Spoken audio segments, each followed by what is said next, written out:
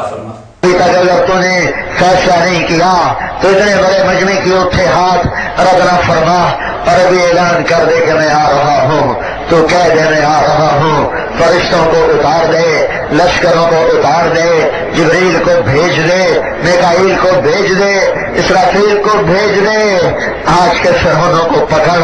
یا اللہ، مصر کا فرعون صرف 70,000 بچوں کا قاتل تھا، ہمارے فرعون تو آجا بڑی دیر ہو گئی ہے، تو آجا بڑی دیر ہو گئی ہے، تجھے تیری عزتوں کا واسطہ، ہم تجھے بلانے آئے ہیں۔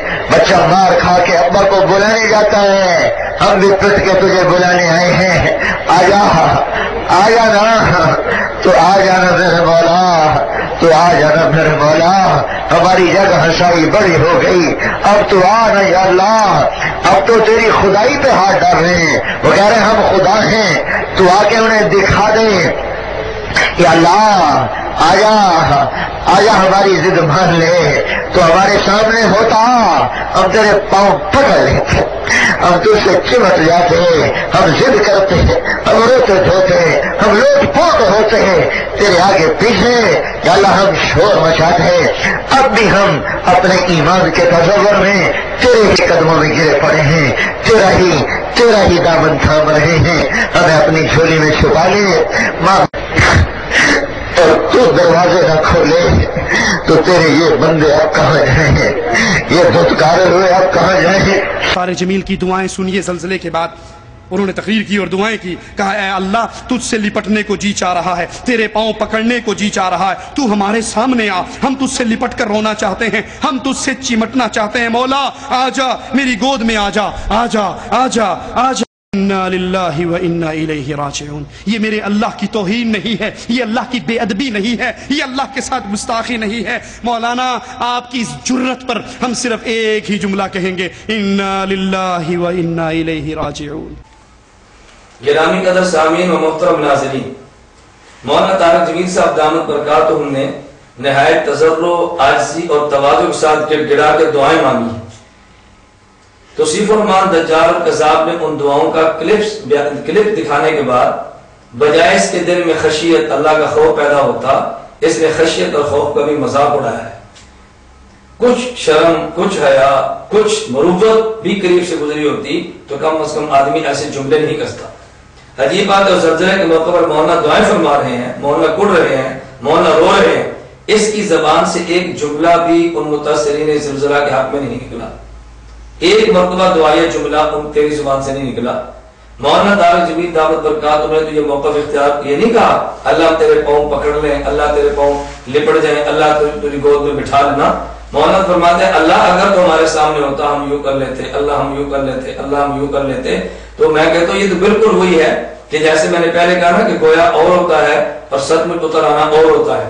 اللہ کو منانے کے لیے ایسی باتیں کہنا یہ الگ بات ہے، اور سامنے کہہ رہا ہے کہ اللہ میں تیرے پاؤں پکڑتا ہوں، یہ بات الگ ہے۔ اور بس اوقات آدمی محبت الہیہ میں غرق ہو کر یا بس اوقات آدمی جذبات میں مغلوب الحال ہو کر ایسے جملے کہہ دیتا ہے، ان جملوں کو خلاف شریعت کوئی نہیں کہتا۔ میں اس کی ایک مثال دیتا ہوں، نبی کریم صلی اللہ علیہ وسلم نے ارشاد فرمایا بندہ گناہوں سے توبہ کرتا ہے خدا خوش ہوتے ہیں۔ اللہ رب العزت کتنے خوش ہوتے ہیں، اتنے خوش ہوتے ہیں کہ جیسے ایک بندے کی سواری اونٹ یا کوئی سواری کو گم جائے، بندہ تلاش کرتا کرتا تھک گیا، سو گیا، اٹھا تو اچانک جانور اس کے سامنے موجود تھا، اور بندہ خوش ہو کے جملے کہتا ہے بندہ خوش ہو کر یہ جملے کہتا ہے اللہ کو، اے اللہ میں خدا ہوں اور تو میرا بندہ ہے، خوش ہو کر جملے کہتا ہے۔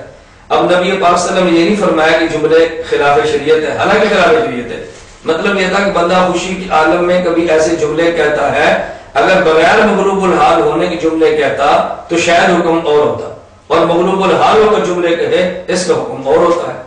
اور اس کی ایک اور حدیث مبارک سنیں، رسول اکرم صلی اللہ علیہ وسلم غزوہ بدر میں تشریف لے گئے ہیں، 313 صحابہ کرام رضی اللہ عنہم اجمعین آپ کی معیت میں ہیں، مقابلے میں دشمن کی تعداد 1000 ہے، جنگجو دشمن ہے، اسلحے کے ساتھ لیس ہے، ان کے بہادر سردار میدان جنگ میں ہیں، تو سب کچھ سامان ان کے پاس موجود ہے۔ رسول اکرم صلی اللہ علیہ وسلم اللہ رب العزت کے دربار میں یوں دعا مانگتے ہیں اللہم ان تہلک ہذہ الاصابۃ، یا اللہم ان تہلک ہذہ الاصابۃ فلن تعبد ابدا، اللہ اگر یہ میری مٹھی پر جماعت آج ختم ہو گئی، اے میرے اللہ اگر یہ مٹھی پر جماعت ختم ہوگی قیامت تک ہرگز تیرا نام نہیں لیا جائے گا. آپ بتائیں کیا ان 313 پہ رسول اکرم صلی اللہ علیہ وسلم کا دین موقوف ہے؟ کیا اس کے بعد عیسیٰ علیہ السلام نے نہیں اترنا تھا؟ عیسیٰ علیہ السلام نے نازل نہیں ہونا تھا؟ حضرت مہدی نے پیدا نہیں ہونا تھا؟ کیا خلافت کا نظام پوری دنیا میں نہیں رہنا تھا؟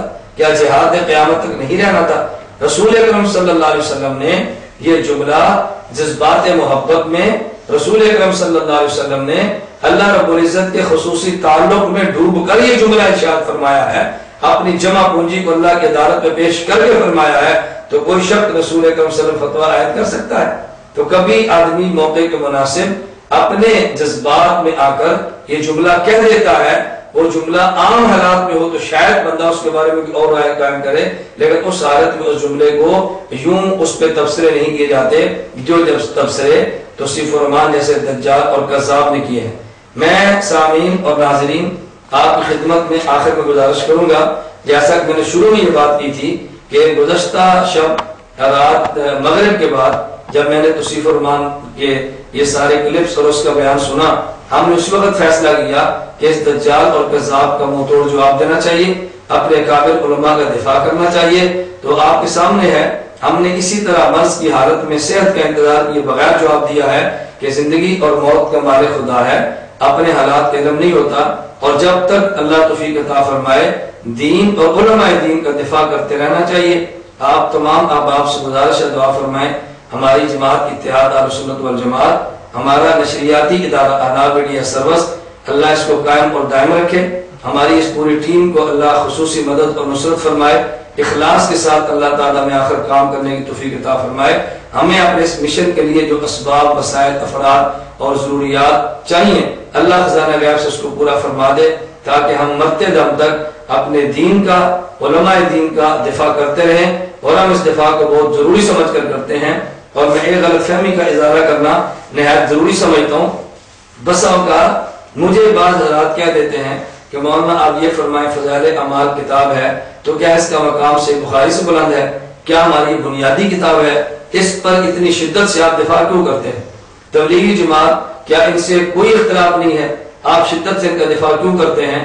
میں ان حضرات کی خدمت میں آج پیغام دینا چاہتا ہوں کہ فضائل اعمال اگرچہ درسی کتب کے حوالے سے، مسائل کی کتابوں کے حوالے سے ہماری بنیادی حیثیت نہ رکھتی ہو، لیکن اس وقت پوری دنیا میں جو لوگ تبلیغی جماعت کی محنت کی برکت سے ہدایت پر آ رہے ہیں، بحمدللہ تعالیٰ یہ فضائل اعمال ان کی ہدایت کا سبب بنی ہے، اعمال پر آنے کا سبب بنی ہے.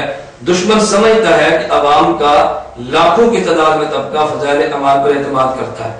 ہم فضائل اعمال کو مجروح کر دیں تو تبلیغ جماعت مجروح ہوگی، تبلیغ جماعت مجروح ہوگی، مسلک دیوبند مجروح ہوگا، اور اس کی آڑ میں ان کے خلاف کام کرنا بڑا آسان ہوگا. تو فضائل اعمال کا دفاع تبلیغی جماعت کا دفاع ہے، تبلیغی جماعت کا دفاع ہمارے مسلک، ہمارے موقف کا دفاع ہے. بالکل اسی طرح جو ہمارے تبلیغی جماعت کے اکابر ہیں، اللہ ان کی عمر میں برکت عطا فرمائے، حاجی عبدالوہاب صاحب ہیں، مولانا جمشید صاحب ہیں، یا مولانا خورشید صاحب ہیں، مولانا احسان صاحب ہیں، دیگر جتنے بھی علماء ہیں، اللہ ان سب کی عمر میں برکت عطا فرمائے.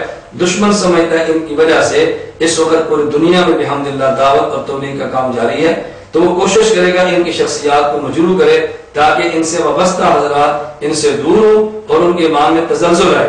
اللہ نے ہمیں زندہ رکھا تو ہم انشاءاللہ خون کے آخری قطرے تک اپنے ایمان کا بھی دفاع کریں گے، اپنے عقائد کا بھی دفاع کریں گے، اپنے مسائل کا بھی دفاع کریں گے، اور ہمارے جمیع علماء اکابرین جو دین کی خدمت فرما رہے ہیں ہم معقول اور جائز حد تک ان کا بھی دفاع کریں گے. اللہ رب العزت میرا اور آپ کا خاتمہ بالایمان فرمائے، اور قیامت کے دن سرور عالم صلی اللہ علیہ وسلم کی ہم سب کو شفاعت کبریٰ نصیب فرمائے.